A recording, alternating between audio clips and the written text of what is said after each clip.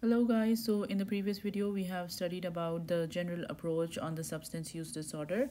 So this is something I would just like to repeat on what we're going to do right now. We are actually doing one of the objective from MCC objectives, study objectives for QE1 preparation, and the objectives is substance use or addictive disorder that was added to the list in April 2019. So we have covered the general approach for substance use disorder on generally how to approach the patient, what testing, what generally we do, what history questions we do ask in the clinical setup. But now I'm going to specifically emphasize on the drugs that we are going to study today.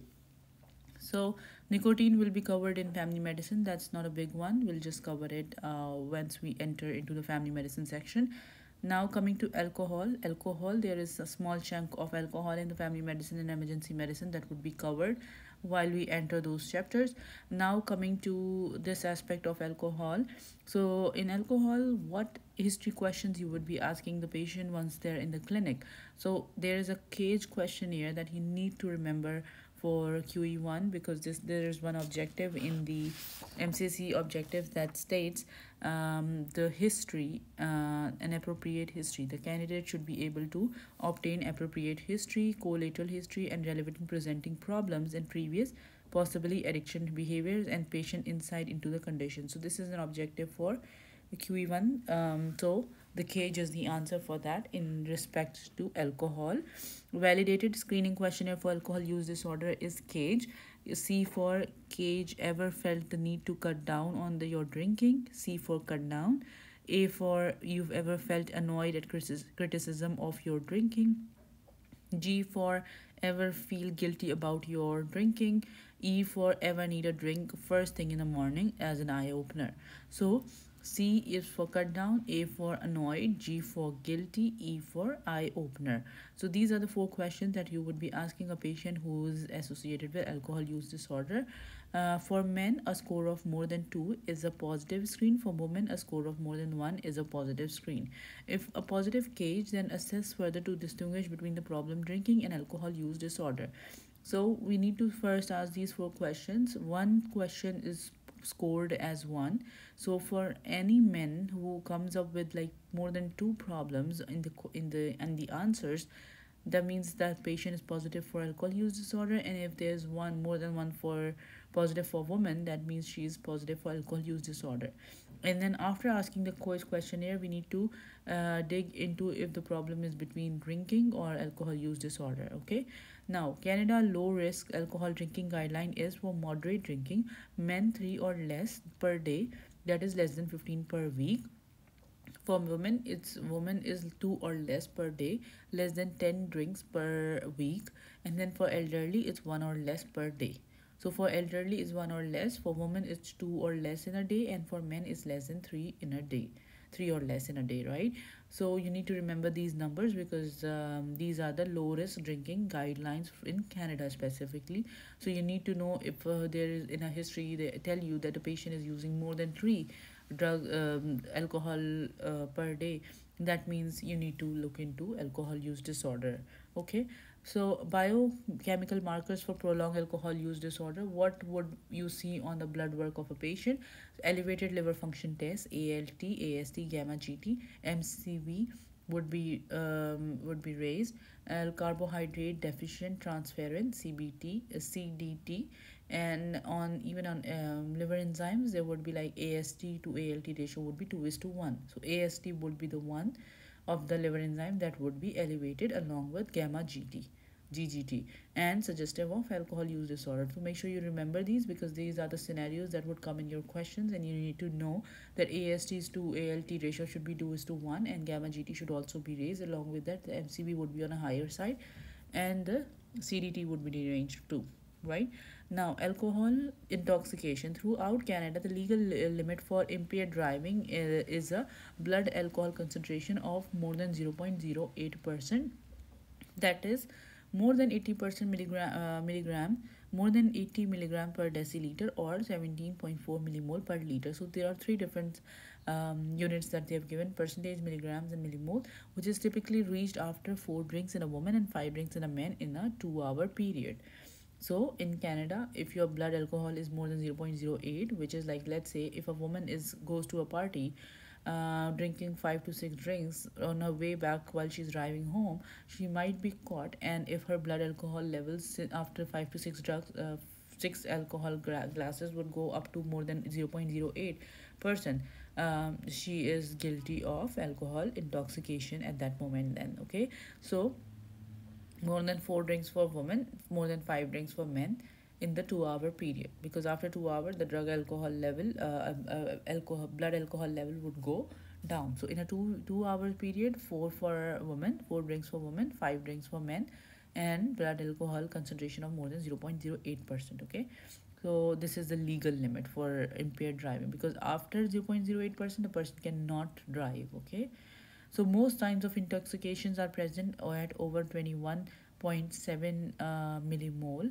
Since we said above that 17.4 millimole is the time when you have impaired driving, right? You cannot drive in Canada, but it can the symptoms can appear. The person may not be symptomatic even with the 17.4 levels of alcohol in the blood, but if it goes beyond 21.7 millimoles, there would be signs of intoxication that are altered perception, impaired judgment, ataxia, hyperreflexia, impaired coordination, change in mood, personality, prolonged reaction time, and slurred speech. So we did study before on this table. Let me just give you an idea. On this table, in the general approaches, we did study that alcohol is a depressant, is a CNS depressant. Here you see CNS depressant is alcohol. So that's the reason the patient is going slow with alcohol. So with intoxication, what symptoms the patient may get? The patient may get ataxia, hyperreflexia, impaired coordination, changes in mood and personality, prolonged reaction time, and slurred speech. And then the last thing would be respiratory depression, and arrest can occur within more than 60 millimole per liter non-tolerant drinkings, and 90 to 120 millimoles per liter tolerant drinking. Okay, so many of you would be wondering that what units to remember, because there are three different units given. But if you see entirely across the three statements, they have given one specific unit, that is millimole per liter. So it's better to remember that millimoles per liter ranges and the percentage ranges as well. Let's say for the legally, a patient cannot drive if there is more than blood alcohol concentration of more than 0.08%, but the signs would appear, that is around 17.4 millimole. Okay, but the signs would appear in the patient's body. That would be if the alcohol concentration is more than 21.7 millimoles, that is 100 milligrams per deciliter. That would be altered perception, impaired judgment, ataxia, hyperreflexia, impaired coordination, change in mood, personality, prolonged reaction time, and slurred speech. And the respiratory depression would be the last one, which would appear if there is more than 60 millimoles. First one was 17.4 millimoles. 17.4 millimoles makes around 0.08% of blood alcohol concentration. After 17.4 comes 21.7 millimoles, which brings up with signs like impaired perception, slurred speech, confusion, personality problems. But if it goes beyond 60 millimoles, that means the patient may have respiratory depression and arrest. Non-tolerant drinkers, and 90 to 120 for tolerant drinkers. So what does tolerant and non-tolerant means? Means a person who is excessively drinking, he would not even have respiratory depression on 60 millimoles per deciliter per liter. But a patient who is non-tolerant may have, like let's say a person who doesn't drink routinely, or a person who's not excessive drinker, he may have respiratory depression on 60 millimole. That is that non-tolerant drinker. But a patient who's excessively drinking in the past as well and is now drinking, so for him 60 is nothing, he would have respiratory depression on 90 to 120 moles per liter. Okay, so these are the values that you need to remember. The above we study about the Canadian guidelines for low risk alcohol drinking, and then above that was a cage questionnaire. So up till now, everything mentioned here is very important. Make sure you memorize it. Okay, now management of alcohol intoxication. What to do if the patient is there in the ER with alcohol intoxication? A friend brings their friend in the ER with alcohol intoxication. What are you going to do? Stabilize the patient if there's a reduced level of consciousness, vomiting, assess airway and respiratory function. The first thing is airway, breathing, circulation. So if the patient has lost consciousness, if the patient is not, conscious, is not aware of his surroundings, make sure to do airway, breathing, circulation, and assess airway and respiratory function, and then administer IV crystalloid fluids if evidence of volume depletion or shock, and correct electrolytes and hypoglycemia. So, first thing first, airway, breathing, circulation. Second is IV circulation along with crystalloids and repletion of the volume, electrolytes, and correction of the hypoglycemia. Okay. Monitor for signs of alcohol withdrawal following detoxification of the patient with alcohol use disorder. First thing first, the patient came in, you did ABC, you did attach IV lines, you did fluids, electrolytes, everything. Now, the patient is stabilized. Now the patient is doing better. But with time, the patient will end up in detoxification process. Why? Because now his body is not getting alcohol. So he may come up with different withdrawal kind of symptoms that we studied above, that were the patient would be agitated, he might have seizures. Here are the symptoms here. If you see this table, we did read it in the previous video, where we did read that the patient with alcohol use disorder would have an intoxication. He would be euphoric, slurred speech, disinhibition, confusion, poor coordination, coma, but with withdrawal symptoms. So after the patient is stabilized, he may have anxiety, anhedonia, tremors, seizures, insomnia, psychosis, delirium, and death. So these are the withdrawal symptoms associated with alcohol use disorder. So make sure once you stabilize the patient, you need to have a look if the patient is having the withdrawal symptoms associated with detoxification. Okay. Now, let's say you have stabilized the patient. Now the patient is coming up with withdrawal. So medical emergency can occur within 12 to 24 hours after prolonged heavy drinking and can be life-threatening. Since the patient is in the ER with respiratory depression and intoxication, now you stabilize the patient. After 12 to 48 hours, he may end up in alcohol withdrawal symptoms, right? So it may happen with heavy prolonged drinking or can be life-threatening. 50% of the middle class functional individuals with alcohol use disorder have experienced alcohol withdrawal, and 80% of hospitalized homeless individuals. So 50% middle class individuals with alcohol use disorder will have them, and 80% will have in the hospitalization or homeless individuals. Okay, so if there is a hospitalized 80-year-old male who's excessive alcohol drinker, so 80% hospitalized homeless individuals, you need to remember it, because I've seen the cases with these kind of scenarios where the patient was hospitalized because of the certain condition, and now the patient is agitated, he's showing up withdrawal symptoms.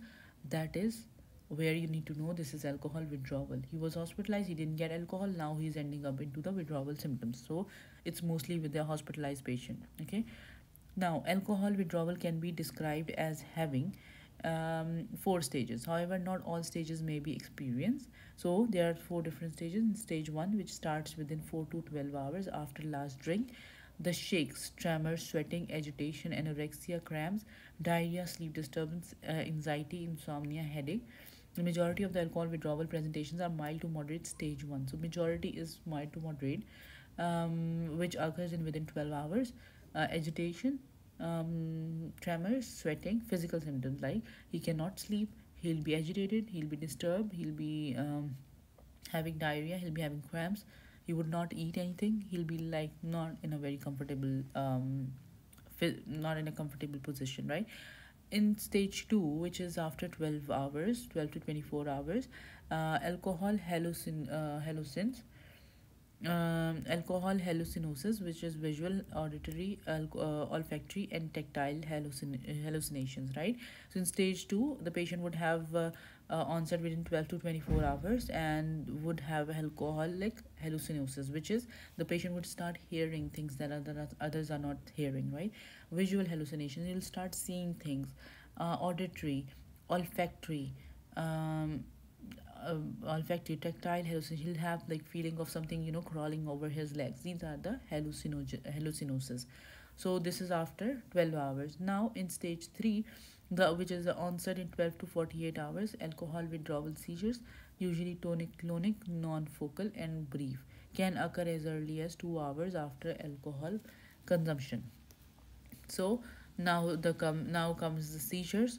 tonic-clonic non-focal brief seizures. First one was the physical symptoms like agitation, psychosis, tremors, insomnia, anxiety, sleep disturbance, anorexia, right? Now the second one was hallucinosis. The patient will start seeing things, feeling things like, something is crawling and stuff. In stage 3, he would now have no control over his body. Now he'll have seizures. Tonic-clonic non-focal brief can occur early as 2 hours after alcohol consumption.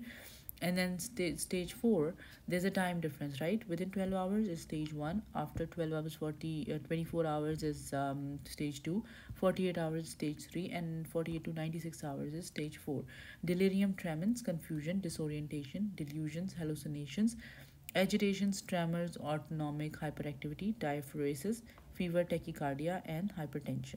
So now the stage 4 of alcohol withdrawal is delirium tremens, which is very common. This is also frequently asked questions on Qe1 about delirium tremens, confusion, disorientation, delusions, hallucinations, agitations, tremors, autonomic hyperactivity, diaphoresis, fever, tachycardia. Now he would have, so let's say you might have a question like, how would we differentiate between stage 4 and stage 2, let's say, because stage 2 also have hallucinations, whereas this also has. Number one is timings. You need to see after 48 hours, this is delirium tremens. After 48 hours, and along with that, the patient may have physical symptoms like fever, tachycardia. The vitals would be deranged now. Fever, tachycardia, hypertension, diaphoresis, along with the physical symptoms like delusions, hallucinations, confusion, etc. So these are the two things that you may differentiate the stages on: the timings, basis on the timings, and the symptoms, right? So in stage 4, the vitals would be deranged now. Now, course almost completely reversible in young, elderly, often left with cognitive deficit. So the young patient would recover easily, they are stronger, but the elderly, a fragile patient, they would have some kind of cognitive deficit. 20% mortality rate for severe presentation, delirium tremens, if untreated. So they may even have death in 20% of the cases if the delirium tremens is not treated, because they are now, their body is affected in a way that their vitals are deranged now, right? Like any other condition, we need to manage them.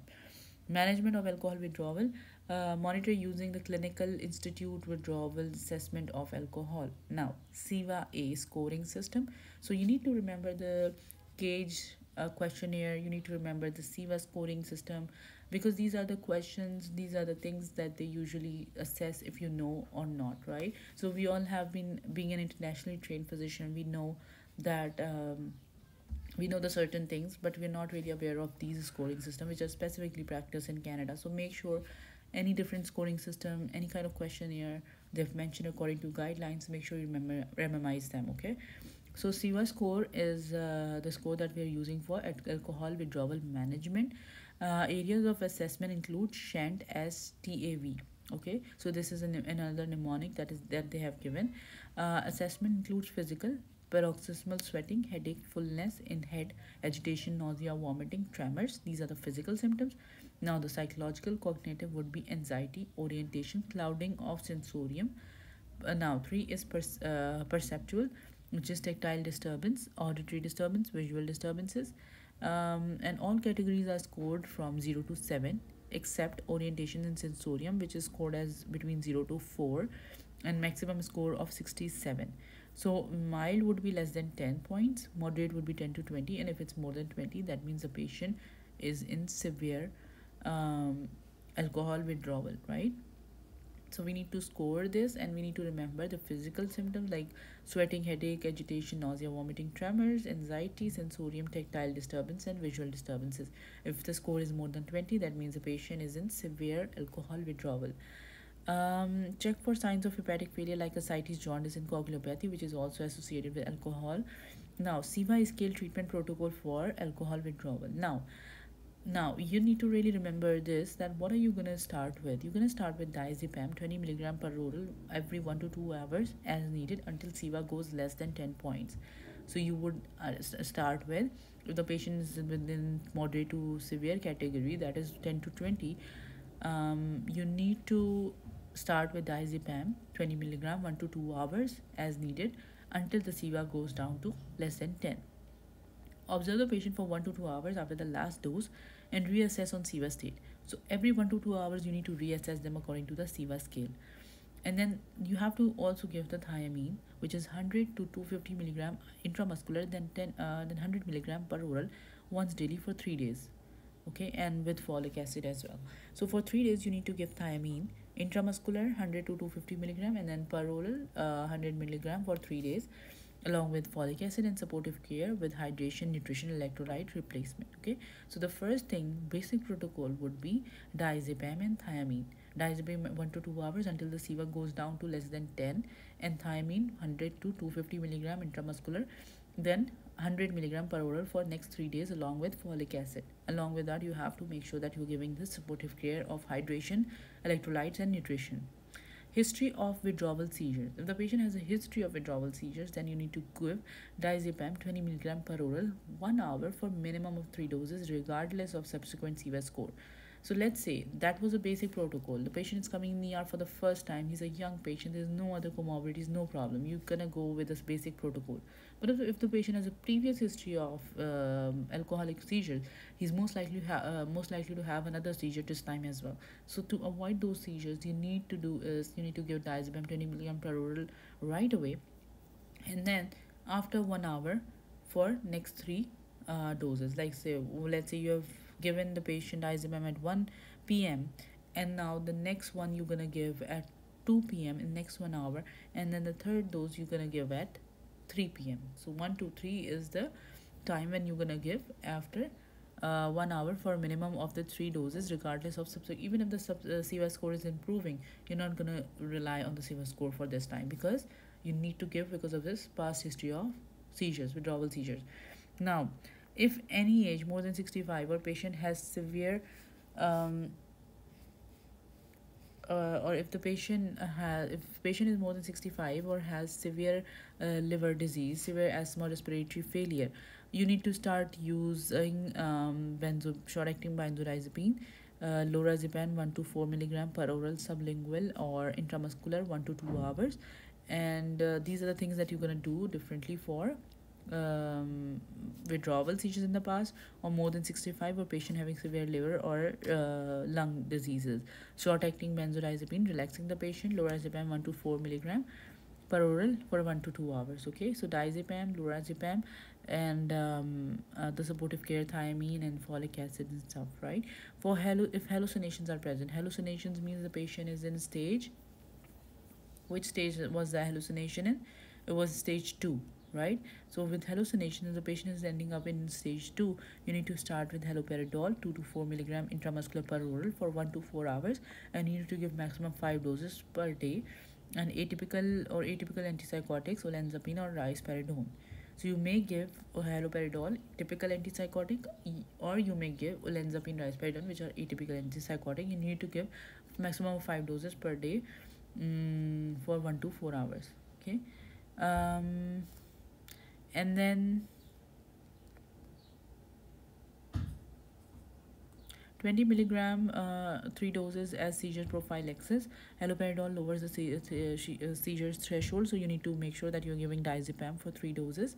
And admit the patient to hospital if they're still in withdrawal after more than 80 milligram of diazepam. They have received 80 milligram of diazepam, still in withdrawal, you need to admit the patient to the hospital. And if the patient has delirium tremens, recurrent arrhythmias, multiple seizures, medically ill or unsafe to discharge home, you need to keep the patient admitted to the hospital. Okay, now what is Wernicke-Korsakoff syndrome? Right, so make sure you remember the SIVA scale treatment protocol. You need to remember the SIVA mnemonic for Shant as TAV, which is sweat, headache, agitation, nausea, vomiting, tremors. Sensorium is altered, and if SIVA is more than 20, that is severe. Remember the four stages of withdrawal, basic management, and then intoxication, and when do we call intoxication, and then what is the guideline, how much a patient may take, and then the Qe1 score. So far we have read is everything that we have read is important. Okay, now Wernicke-Korsakoff syndrome, alcohol-induced amnestic disorder due to thiamine deficiency, poor nutrition or malabsorption. Okay, so this is an amnestic disorder due to thiamine deficiency, and that is because of the alcohol, right? poor nutrition or malabsorption, necrotic lesions, mammillary body or thalamus brainstem is involved. Wernicke encephalopathy is acute and is reversible. Trial of oculomotor dysfunction such as nystagmus, cranial nerve 6 palsy, eye pointing inward. Gait ataxia confusion, if untreated, may progress to Korsakoff syndrome. Korsakoff syndrome is chronic and only 20% reversible with treatment. Patient may have anterograde amnesia and compensatory confabulation cannot occur only during an acute delirium or dementia and must persist beyond unusual duration of intoxication and withdrawal. What is the management of Wernicke's encephalopathy? Wernicke-Korsakoff is to preventive therapies. Any patient in the withdrawal, we need to give them thiamine 100 to 250 milligram intramuscular IV, one dose, and then for acute treatment, we have to give thiamine 500 milligram IV twice or thrice daily for next 3 days. Then reassess, and Korsakoff IV treatment as of Wernicke followed by thiamine 100 milligrams for 3 times a day for 12 months. So there are three different management that they have told us. One is preventive therapy, the other one for acute therapy, and then for Korsakoff is if the patient has developed Korsakoff syndrome, then we need to give for 3 to 12 months. Okay, and now the treatment of alcohol use disorder. Now, non-pharmacological is same as the general approach treatment that we read before, which are the 3-4 components.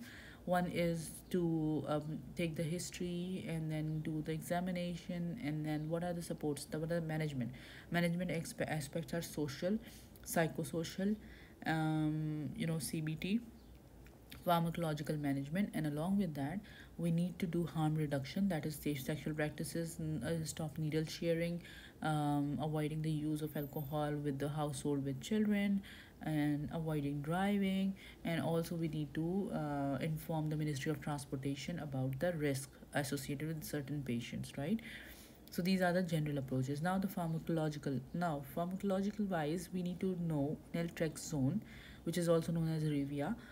It's an opioid antagonist shown to be successful in reducing the high associated with alcohol, moderately effective in reducing cravings, frequency and intensity of alcohol binges, can be started if still consuming alcohol or abstinent, but can precipitate withdrawal in those with physical opioid dependence, right? So we need to be very careful of giving naltrexone in those with alcohol and opioid together, because naltrexone is an opioid antagonist, and in case a patient is taking opioid, he would have a withdrawal symptom associated with opioid. So we need to be very very careful, and we may give naltrexone to those only on alcohol use disorder, right? So moderately effective, what it does is it reduces the craving, frequency and intensity of alcohol binges, and it can be started if still consuming alcohol or abstinent, but can precipitate withdrawal with opioids. So even if the patient is drinking, they can still use naltrexone. These are the important things that we need to remember, that what it does is a opioid, it's an antagonist, and it decreases cravings and frequency. It can be used along with alcohol, right? But it does give rise to withdrawal associated with opioid. Acamprosate is an NMDA glutamate receptor antagonist useful in maintaining abstinence or decreasing cravings. So it is also good therapy for maintenance, and it decreases the cravings.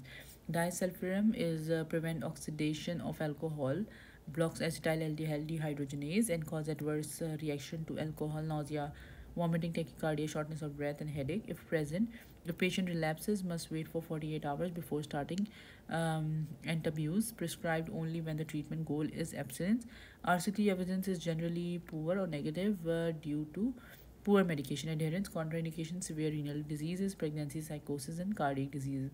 Some evidence for the use of gabapentin, topiramate, or dancetrone as an anti-cravings agent, but not approved by Health Canada. Approved for this indication, currently under investigation. And I believe disulfiram is something that is not really approved in Canada for the use, but we mostly give naltrexone, acamprosate, and disulfiram is used in states, but I'm not really sure about use in North America. So these are the few drugs available: naltrexone, acamprosate, and disulfiram. And along with that, you can also give gabapentin, topiramate, or dancetrone for anti-craving agents or antiemetics, and that's about it. Okay, So there are a few boxes on the right side that we missed out. So let's read them. Confabulation, which we read down in the management part. The fabrication of imaginary experience to compensate for memory loss. So yeah, this was related to Wernicke-Korsakoff syndrome, where the patient was confabulating. That means the fabrication of imaginary experiences to compensate for memory loss. So they're imagining those stuff to compensate for the memory loss. Make sure to ask about other alcohols like mouthwash, rubbing alcohol, methanol, ethylene glycol, aftershave may be used as a cheaper alternative. So to ask them in the history if they're using any kind of alternatives for alcohol. So standard drink is spirit has 40%. Um, in the 1.5 ounce of spirit has got 40% of alcohol. Table wine has got 12%. Fortified wines has 18% of alcohol. Regular beer has 5% in 12 ounce, and one pint of beer is equals to 1.5 standard drink. One bottle of wine has 5 standard drinks. One Mickey equals to 8 standard drinks, that is 375 mls, and 26 ER is 17 standard drinks. 40 ounces, 27 standard drinks. So one glass is usually 8 ounce. That means if a patient is taking 1.5 ounce of spirit, he's having 40% of alcohol. If someone is taking 5 ounce of wine, that is he's consuming 12%. 3 ounce of fortified wines is 18%. So that's how it is. Just have a general concept of it. You don't need to really learn everything in there, right? Okay. And then coming to the delirium tremens. So what exactly is delirium tremens? Is an alcohol withdrawal delirium. So this was the stage 4 of alcohol use disorder, where we read about autonomic hyperreactivity, diaphoresis, tachycardia, increased heart rate, and hand tremors. So delirium tremens we studied was the part stage 4 of alcohol use disorder. And in if you scroll down, I think it has hanged, but I'll continue doing it from the hard copy. So delirium tremens is autonomic hyperreactivity, diaphoresis, tachycardia, increased respiration, and hand tremors, insomnia, psychomotor agitation, anxiety, nausea, vomiting, tonic-clonic seizures, visual, tactile, auditory hallucinations, prosecutary delusions. So these are the things that you would get to see in the patient with delirium tremens. So in general, alcohol is generally a very important topic to remember, and make sure you memorize everything in this part of the chapter. Let me just quickly go over the family medicine and emergency medicine part of alcohol, just to see on what we might be missing out on, right? So just to cover alcohol completely, I'll make sure I cover it here. So yes, so alcohol related emergency, you see acute intoxication, how a patient would be there in the ER, slurred speech, CNS depression, disinhibition, lack of coordination, nystagmus, diplopia. Dysarthria, ataxia may progress to coma, hypotension. If unattended, rule out head trauma, intracranial hemorrhage, and depressants like toxic alcohols. Patient may also have respiratory cardiac depression, hypoglycemia, glucometer. We need to check that with. And hepatic incaf with confusion, altered loss of consciousness, precipitations, factors would be GI bleed, infection, sedation, electrolyte abnormalities, protein meal. So Wernicke encephalopathy, ataxia, ophthalmoplegia, delirium, postictal state, basilar stroke. So these are the symptoms of acute intoxication. And on the right, it says alcohol levels correlate poorly with intoxication. Alcohol intoxication may invalidate informed consent. So we do not take consent in alcohol intoxication. That may be invalidate. Now withdrawal, be aware of the withdrawal signs. We know that after 12 hours, 4 to 12 hours, patient may start having withdrawal. For withdrawal, we need to treat them with diazepam 10 to 20 milligram IV per oral, lorazepam 2 to 4 milligram IV per oral for 1 hour if known liver dysfunction until 2 negative CVA score. Frequency of dosing may have to be increased depending on the clinical response. May use CVA protocol and give benzodiazepine as above until CVA goes down to less than 10. Thiamine 200 milligram IM IV, then 50 to 100 milligram per day. Naltrexone, gabapentin if no improvement. Magnesium sulfate 4 gram IV over 1 to 2 hours for hypomagnesemia. Admit patient with delirium tremens or multiple seizures and persistently high CVA symptoms despite high dose of benzodiazepine. So this is exactly what we have read so far. And CVA withdrawal symptoms would be nausea, vomiting, tremors, paroxysmal sweat, anxiety, agitation, visual disturbance, tactile disturbances, auditory disturbance, headache, disorientation. 10 symptoms, each scored out of 7 except orientation, which is scored 4 out of 4, right? So alcohol withdrawal symptoms in at 6 to 8 hours, mild withdrawal. Patient would be having generalized tremor, anxiety, agitation, but no delirium. And the autonomic hyperreactivity would be sinus tachycardia, insomnia, nausea, vomiting. In 1 to 2 hours, patient may have alcoholic hallucinations, visual, like most common, auditory, tactile hallucinations. And then in 8 hours to 2 days, patient may have withdrawal seizures, like typically generalized tonic-clonic seizures, may have several within few hours, and CT scan if the focal seizures have occurred. And we need to rule out the other ischemic conditions. 3 to 5 days, the patient may have delirium tremens, which is 5% of untreated withdrawal patients. Severity is confused state, fluctuating loss of consciousness, agitation, insomnia, hallucinations, delusion, tremors, tachycardia, hyperparaxia, and diaphoresis, and high mortality rate. So these are the 4 different stages of withdrawal signs associated with alcohol. Now, cardiovascular complications associated with intoxication are hypertension, cardiomyopathy, shortness of breath, edema, holiday heart, dysarrhythmias, atrial fibrillation, common, atrial flutter, SVT, VTAC, especially torsades dispointus if the patient is hypomagnesemic and hypokalemic. Metabolic abnormalities would be alcoholic ketoacidosis, metabolic acidosis, urine ketones, low glucose, normal osmolality, history of chronic alcohol intake with abrupt decrease in cessation, malnourished abdominal pain with nausea, vomiting. Treatment would be thiamine, dextrose, volume repletion. Generally resolves in 12 to 24 hours. Toxic alcohols are ethylene glycol, which may cause CNS, CVS, and renal findings. Methanol would cause lethargy and confusion, headache and visual changes, nausea, vomiting, abdominal pain, and tachypnea. Toxic alcohols initially produce a high osmolar gap. As the toxic alcohol is metabolized, the osmolar gap drops and the anion gaps develops, leading to a severe metabolic acidosis. The goal of treatment is to block this pathway. Ethanol co-ingestion is protective, right? So there are 3 different types of toxic alcohols that they have mentioned here. Then the treatment wise, urgent hemodialysis required. Fomepizole 15 milligram per kg IV bolus, treatment of the choice, and 10% of ethanol IV bolus, an infusion to achieve blood levels of 22 millimoles per liter. Ethanol loading may be done per oral. Consider folic acid for methanol, pyridoxine, thiamine for ethylene glycol, because both helps reduce the O conversion of active metabolites. Other abnormalities would be hypomagnesemia, hypophosphatemia, hypocalcemia, hypoglycemia, and kalemia.